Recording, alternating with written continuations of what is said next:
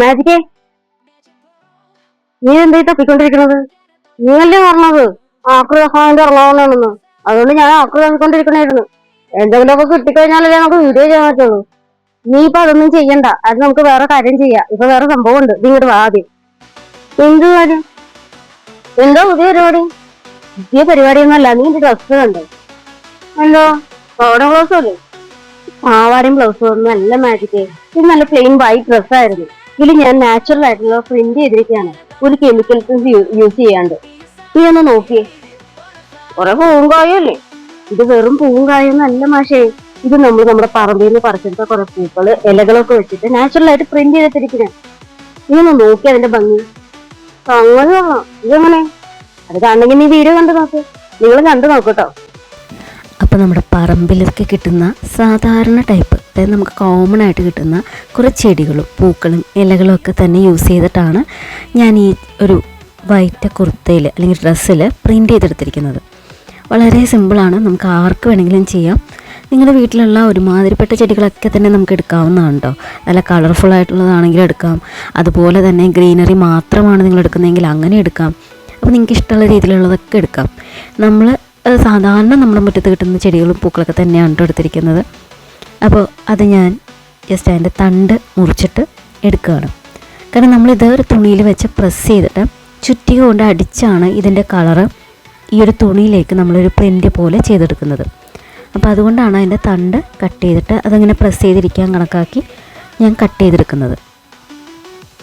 എന്നിട്ട് നമുക്ക് എവിടെയാണോ ഡിസൈൻ വേണ്ടത് അല്ലെങ്കിൽ എങ്ങനെയാണ് ഡിസൈൻ വേണ്ടത്, ഏത് സൈഡിലാണ് ഡിസൈൻ വേണ്ടതെന്ന് നോക്കിയിട്ട് ഡിസൈൻ വരുന്ന ഭാഗത്ത്, അത് വരേണ്ട ഭാഗത്ത് ഈ ഒരു പൂവ് തിരിച്ച് വെച്ചിട്ട്, അതായത് പൂവിൻ്റെ നിറം വരുന്ന ഭാഗം ഈ നല്ല ഭാഗത്ത് വെച്ചിട്ട് നമ്മൾ ഒന്നെങ്കിൽ ആ തുണി കൊണ്ട് തന്നെ മടക്കി വെച്ചിട്ട് അടിക്കാം. അപ്പോൾ രണ്ട് സൈഡിലും നമുക്ക് പ്രിൻ്റ് വരും.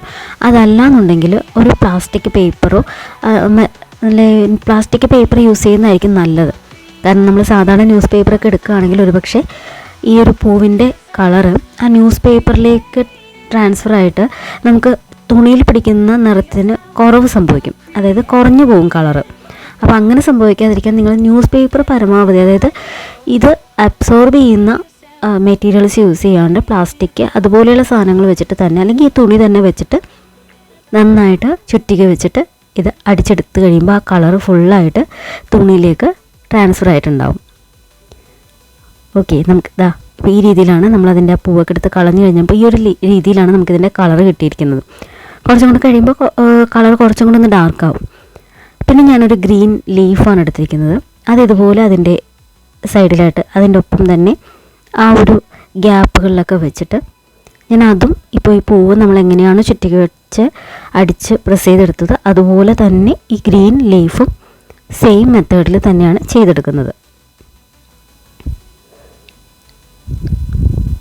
കണ്ടോ, ചുറ്റിക വെച്ച് നമ്മൾ അടിച്ചത് റെഡിയാക്കി എടുത്താൽ മതി. അപ്പോൾ ആ ഒരു എന്താണോ പാറ്റേൺ ഉള്ളത് അത് സെയിം അതിലേക്ക്, അതായത് നമ്മുടെ ഈ തുണിയിലേക്ക് ട്രാൻസ്ഫർ ആയിട്ടുണ്ടാവും.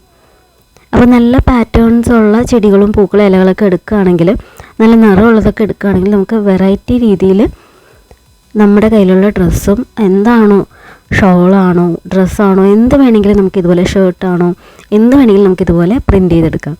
നാച്ചുറലാണ്, ഒരു കുഴപ്പമില്ല. ഓക്കെ, അപ്പോൾ അതും ഞാൻ പ്രിൻ്റ് ചെയ്തെടുത്തിട്ടുണ്ട് കേട്ടോ.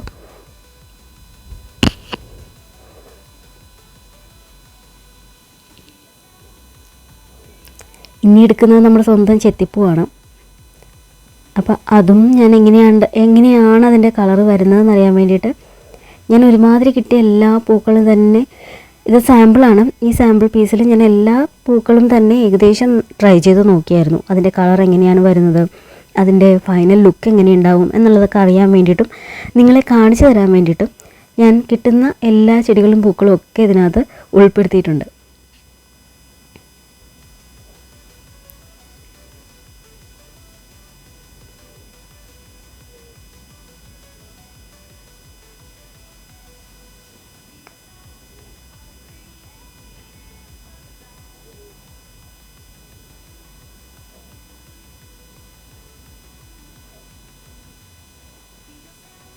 കണ്ടില്ലേ, നമ്മുടെ ചെത്തിപ്പൂവിൻ്റെ പ്രിൻ്റ് വരുന്നത് ഇങ്ങനെയാണ്.